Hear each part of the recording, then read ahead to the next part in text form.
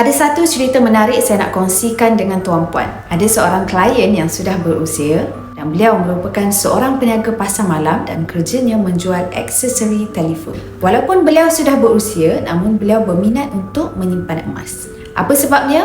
Sebab beliau cakap sewaktu beliau muda-muda dahulu, harga emas di bawah RM50 segram sahaja. Sekarang, beliau sedar bahawa harga emas meningkat sikit demi sedikit dan dah pun mencecah hampir 500 segram.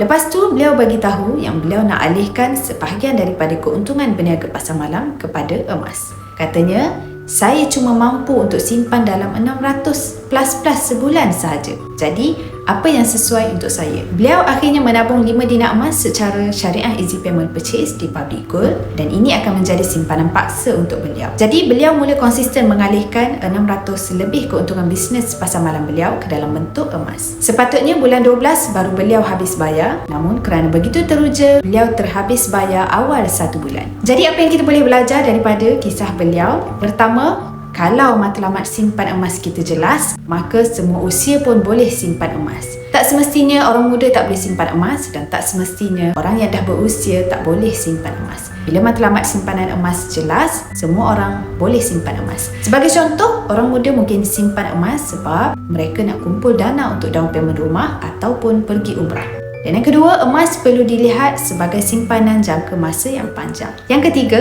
pengajaran yang kita boleh dapat adalah ada orang dia perlu buat simpanan paksa. Kalau tak paksa, mungkin dia tak akan dapat simpan apa-apa sehingga hujung tahun. Dan yang keempat, simpan emas fizikal, tuan-puan akan dapat rasa aura menyimpan emas. Jadi macam mana tuan-puan nak menabung emas? Boleh rujuk pin video saya untuk langkah mudah daftar akaun emas dan nanti saya akan bantu tuan-puan cara terbaik menabung emas di Public Gold sesuai dengan bajet tuan-puan.